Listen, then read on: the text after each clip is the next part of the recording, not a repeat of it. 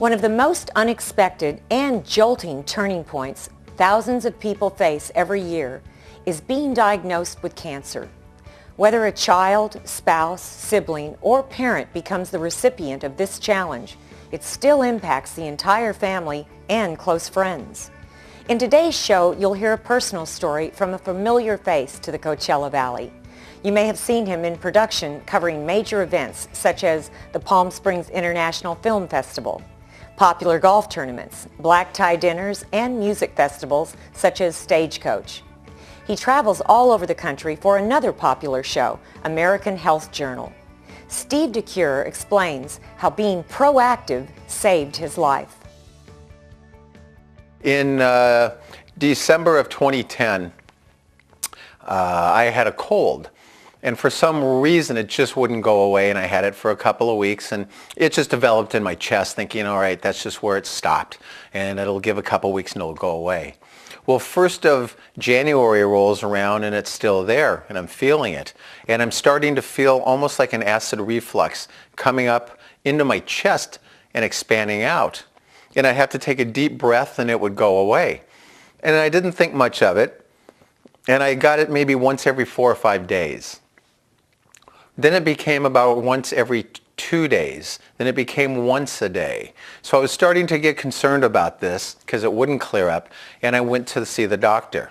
And when I went to see the doctor, he just said, oh, you have acid reflux. Don't worry about it. Take some acid reflux pills. You'll be fine. Well, I hadn't been eating, and I was starting to lose weight, which generally I wasn't doing because I like to eat.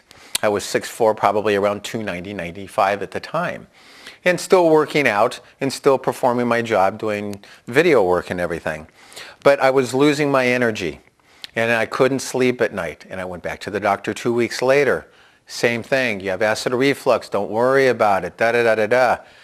A month had passed, and I was down 30 pounds in 30 days, and there's something wrong. So I went over to see emergent care doctor. Went in there, checked me out, told them what was going on right away. Thought I was having a heart attack. Throw me in an ambulance, take me to the hospital. They do all the EKGs.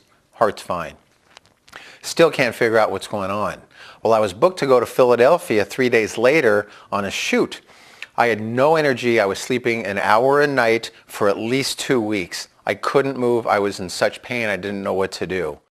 I went to the ER, and I was explaining to them what was going on. And they just kept telling me, we don't know what's going on. I don't know. I said, I'm losing all this weight. They wouldn't listen to me as far as I was concerned. I said, I need a scope. Need it right away. How can I get a scope down my esophagus into my stomach? This is where it's bothering me. The ER doctor looked at me and said, the only way you're going to get a scope is probably throwing up blood. I said, what are you talking about? He said, that's the only way you're going to get an emergency scope from me. And I said, well, how else am I going to do this? And he goes, you're going to have to make an appointment just like everybody else, but I'm not going to do it and bump somebody today, tomorrow, next week, or next month for their scope when they've been waiting. So I just happened to work on a medical show where my wife was sitting in the ER with me, and I said, get on the phone with Roland, call him, see if he can do something. I was in excruciating pain. She called up. Within 3 to 4 hours, I'm on a table getting a scope. I go to Philadelphia 2 days later. The doctor calls me. It was right out of the movie. Plane lands, get off, turn on my phone. I kid you not, within 30 seconds my phone rings, and it's Dr. Congress who did the scope. And he said, I need you to come in tomorrow. We need to talk about some things. I said, well, I'm in Philly right now. I just landed. I'm on a shoot. We're not leaving till tomorrow night. I can't get in there until so-and-so. 2 days later. And he goes, okay. And I said, let me have it. What's up? He goes, I can't tell you over the phone. And I said, you can tell me over the phone. Is it cancer? Because I lost my mom 2 years ago to cancer. And I had a feeling that's what it was. And he goes, yeah, that's what it is. You have gastro cancer. And it looks like it's about stage 3, maybe almost stage 4. I said, okay, cool. Let's deal with it when I get back. Scared out of my mind. We do the shoot. I have absolutely no energy whatsoever. Producer I was in Philly with at the time, he knew I wasn't feeling well, and I told him something was up, and I told him. And he's just did everything he could to help me, bring the equipment in and get set up. I said, let me do this. I'm good. I'm a guy. Stupid. Just keep pushing yourself, but that's not what I should have done. Anyway, we get back and we're going through all the tests of what I should do, what I shouldn't be doing. We find out, we narrow it down, and then I start putting together a team for me. Well, my wife and my son Christopher, who's 12, lost his grandmother, my mom, 2 years ago to cancer, leukemia. So my wife and I knew what was going on. We hadn't told Christopher yet. So we sat down with him, and he knew I was sick. I'm losing weight. Dad has no energy whatsoever. I can't even move, can't even get out of bed. And I told him what it was. And he just starts crying. I said, stop. I said, this is not what Grandma had. This is something we're going to beat, and we're going to turn it around. Let's deal with this. He gets right up, comes over to me, starts giving me a big hug. He's crying. And we talked about it. And I told him the procedures we're going to go through and what's going to be expected. There's going to be an operation. There's going to be chemo. And I just laid it all on the line to him. And he became my little rock. Anyway, the pain was getting worse, and they had me on all these pain pills. And I got to a point, while I was taking these pain pills, Oxycontin, Oxycodone, name it, to get away from the pain. It was just unbelievable. My son came down the hall one time, and I was watching TV, and as he was coming towards me, we started to have a conversation. I had probably a 45-second to a minute conversation with him, not knowing that he was standing in front of me for 5 seconds, and I never said a word. That's how out of it I was. And that's when I put the pills aside. And I said, you know what I need from you every day is a hug. You're going to be my pill. Instead of taking these, I need you to walk up and give me a big hug, and that's going to help me out, and that's going to get me through this. So, excuse me, that's what we did every day. He'd come up and give me a big hug. And there were many, many days he'd come up and give me my big hug, and after about half a minute, you tap someone on the shoulder like, okay, thanks, buddy. He would squeeze even harder and say, I'm not done. So that's between him and my wife, who just did research like crazy, trying to find doctors for me and everything like that. I wouldn't have made it. The other thing is having a positive attitude, and that's what I had from the outset, and that's what I told my wife, that's what I told my family. If anybody walks up to me and they're going to be sympathetic, the only thing I want to see from you is your ass, and that's because I want you walking away. I don't want sympathy, I want support. So that's how we did it. When they got my team together, my oncologist, best in the world. Both my oncologists were incredible. The surgeon that they gave me, my first surgeon that I went to go interview, because I'm interviewing the doctor. He's part of my team. You're the one treating me. This is me, this is my body, this is my life. I didn't like the way he came off to me. He had an opening next week, and he wanted the surgery to be done then, without any chemo, without any type of radiation or anything being done. And my brother was there with my wife.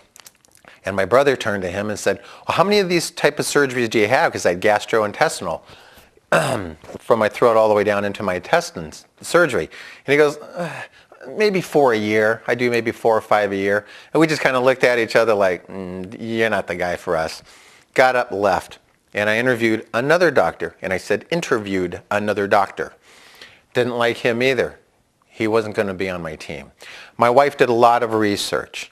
And in her research and in talking to friends, City of Hope popped up.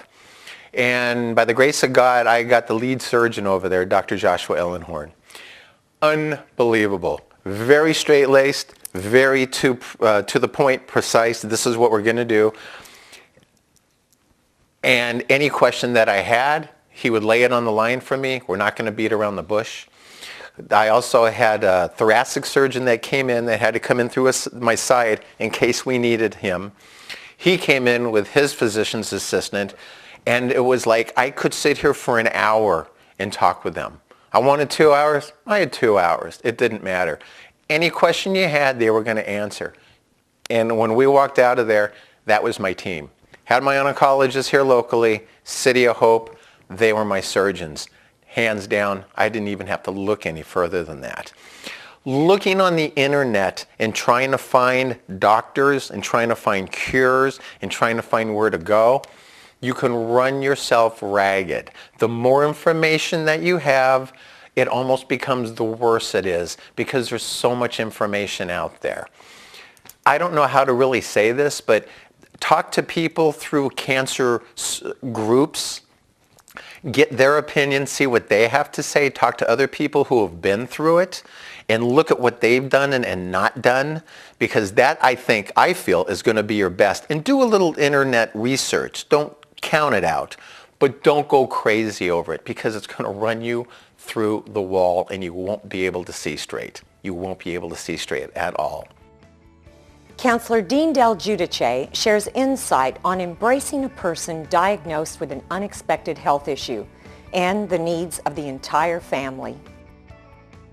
There's lots of research that supports that statement, that having a positive attitude and positive affirmations have had great effects in reversing all types of illnesses. Now, nothing's 100%.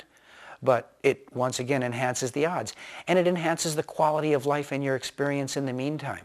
And things can be learned if we remain open and we remain positive. And the truth of the matter is, I can have a diagnosis of a disease that might kill me in 4 years, but die in a car accident in a week from now. So why shouldn't I just be getting the most out of every day anyway?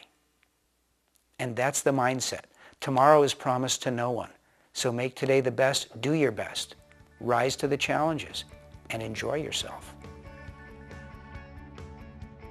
After I found my team at City of Hope, they wanted to do 3 bouts of chemo and then do surgery and then do 3 more bouts and then do my radiation.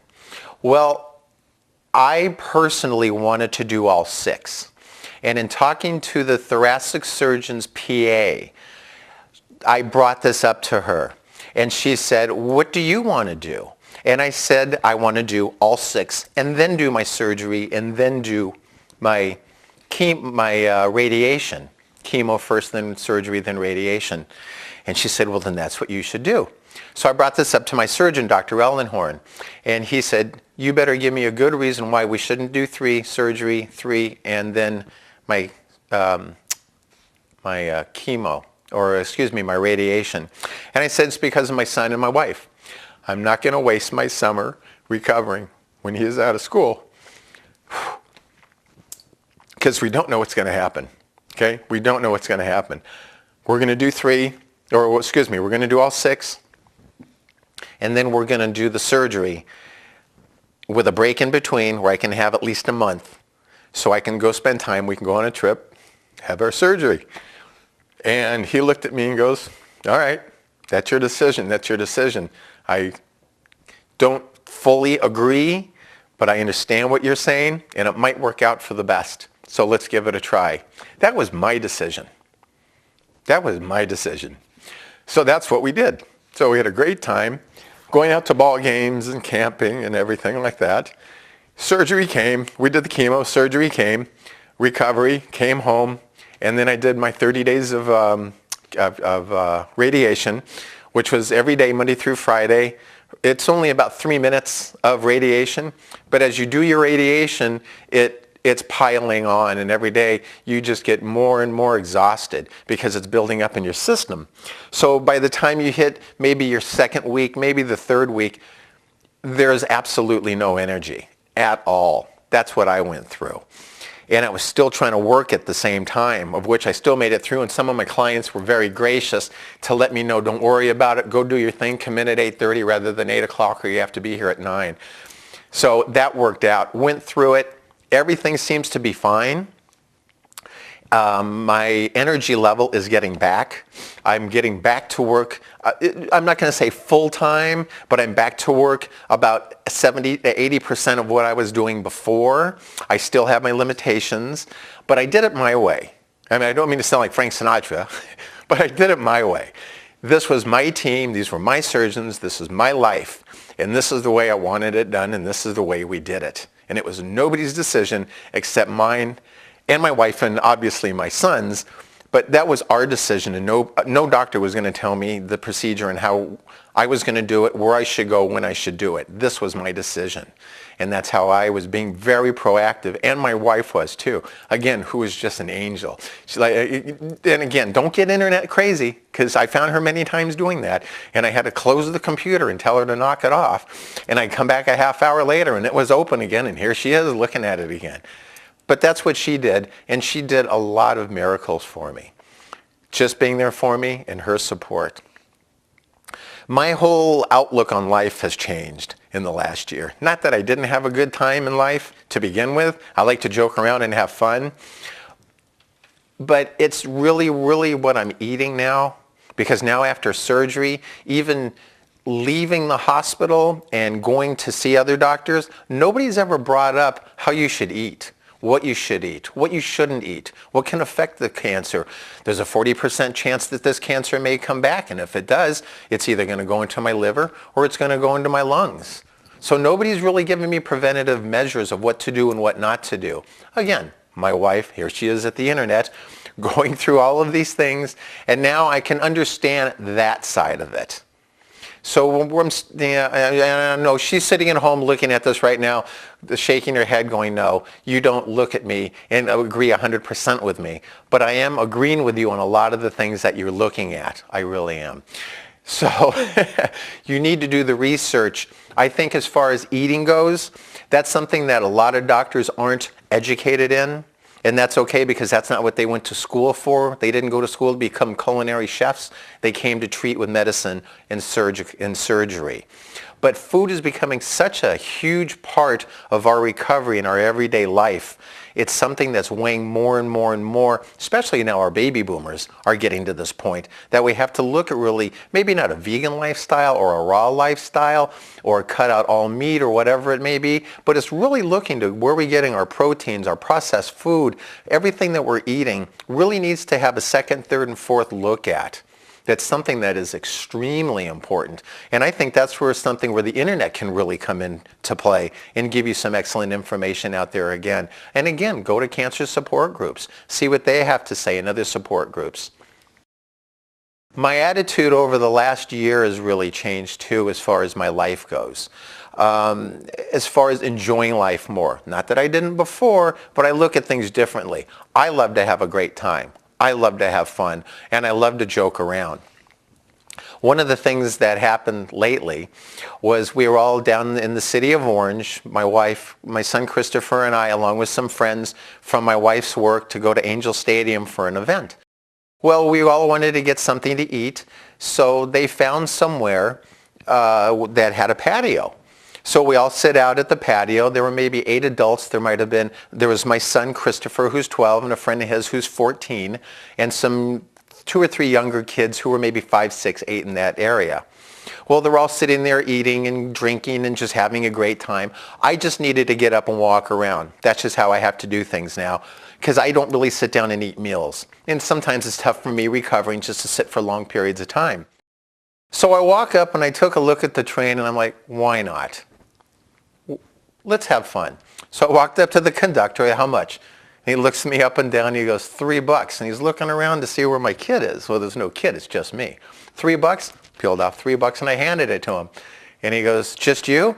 And I said, yeah, it's just me. He goes, okay. So I pick one of the cars and I sit in the car. All these kids are 3 foot, 2 foot, 3, 4 foot, whatever. And here I am, 6'4". And I'm sitting in this little car. So he does all this and he's going around, and people walking outside the mall are looking at me, looking at these little kids, and I could just see them laughing. Like, what is this guy doing on this train with all these little kids? 30 to 40 feet right before we hit the restaurant, I yelled out to the guy and gave him, if you could blow the whistle. Soon as I did that and he started to blow the whistle, a couple of them looked up because they heard and saw the train coming, and they were doing spit takes. They were drinking, and there's there's 7-Up flying across the table because here I come by with all these little kids in this little train. I'm barely fitting in this train, waving to everybody. They laughed their heads off. I didn't care what other people thought. I was having fun. And if somebody else wanted to laugh because of that situation and that put a smile on their face that day, God bless them. That's what I wanted to do. We do the little train ride. I go back to the restaurant, and as I'm walking through the restaurant to go outside, there's a couple of tables that were clapping because they thought it was so funny that you actually did that. They couldn't believe it. Well, the younger kids now want to go on the train ride. The 3, 4, 5, 6, whoever the 3 little kids were there, they wanted to go. Parents said no problem. Well, I turned to my son who's 12, who's 7th grade, who's at that cool age, and the 14-year-old took out the money and said, here's the money, you go take them on the ride. Well, that's a little too much, you know, and the girls are going to look and I'm going to look uncool. And I looked at my son who's 12 and I said, you're 12 and I'm 54. If I can go out and have a good time and not care what people think about me and have put a smile on somebody's face, of what you're going to do to these 3 little kids that you're going to go take on this train ride, go. They sombered away with their head down, looking back at me, thinking, oh, Dad, why did you do this? Train comes by, they don't look at me, their heads down, they're too embarrassed. I don't care, I'm laughing. The little kids that were on that train, the 3 that were on the table, had a great time. They got to go. And the story is, the bottom line basically is, just go out and enjoy yourself. You never know what's going to happen. Don't hurt somebody's feelings. Don't go embarrass anybody. But just go out and have some fun because you may never get that situation again. I may not have been down in the city of Orange in the next 3 to 5 years to be able to do that again with a 12-year-old kid who is my son and embarrass the heck out of him. It's something he's going to remember the rest of his life when Dad embarrassed me. So just go out and just have a good time. Just really enjoy yourself, enjoy life, enjoy your family, and just really just, grasp life. Go out there and have a good time. Another thing that kind of brought me into my surgery was I always try to bring a smile to somebody's face if I can, joking around, as I mentioned earlier. I'm kind of a practical joker in some respects. And I was with my son in a store, and this lady came walking by and she was pushing her basket. She might have been in maybe mid-70s, maybe 80s, but I'll say mid-70s. But just done up to the nines. I mean, makeup done, the hair done, the jewelry done. Beautiful tweed outfit. I mean, just a class of class looking lady. Well, she had her hands on the basket, but she was walking all frumpy, just kind of with this mean face on her look, like she just didn't want to be bothered. And I don't know why, but something said, say something to this lady. And as she passed in front of my basket, Christopher and I were together, as she passed in front, I said, excuse me, I said, you look absolutely gorgeous. That suit is so attractive on you. I just had to stop and tell you this. I'm sorry. Hope I didn't bother you. As I was saying this, her posture, I kid you not, straightened up. Her face changed from this, I don't want to say frumpy look, but from this downtrodden look to a smile. And I'm looking at a lady who did an absolute 180 in front of my eyes in 4 seconds. And she turned to me and she goes, well, thank you very much. I really appreciate that. And we exchanged pleasantries probably for no more than 8 seconds, maybe 10 at the most. And we parted our ways. As we parted our ways, my son turned to me and said, do you know her? I said, I've never met her in my life. I do not know who she is. I don't even know her life story. Well, I went to lean forward because the milk case was in front of me, and as I opened it, she was going to my left. So as I opened the case to get something out, I could see out of the corner of my eye that she had stopped and turned around, and I turned and looked at her, and she just turned still upright and just gave me the biggest smile and a nod like, thank you, and just turned around and walked out of my life. Never saw her again in my life. Probably will never see her again in my life. But it's just little things like that we can say to people that just affect their day, that just might affect their life. And it's just little things that they might pass on to somebody else too that might affect their day. It doesn't take much. It's just little things like that. After I went through this whole process of interviewing doctors, because that's how I took it, as interviewing the doctors, they were going to work for me. They were going to help me. This was me. This was my body. My two oncologists, Dr. Greenberg at 21st Century Oncology, was just incredible. He sat there with me and gave me all the time I wanted in the world, answered every question I wanted in the world, told me what he thought the best path for me to go. And he also said to me, talk to other doctors about what you think you should do. Another oncologist I had was Dr. Dreisbach. He and his dad, are both oncologists down here in the desert. Couldn't ask for two better oncologists there. So now there's three in my ballpark, if you will. Dr. Dreisbach, who is there with his dad. If he needs to turn around and ask his dad a question, he's got Pop there.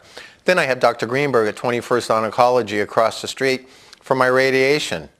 I mean, what a dream team that was. Then comes in my chief surgeon over at City of Hope, Dr. Joshua Ellenhorn, who was just a godsend. All three of them were godsends, to be honest with you. I couldn't have asked for the better team. If I had to pray for a team, they showed up at the door, and I'm glad they did. And it was just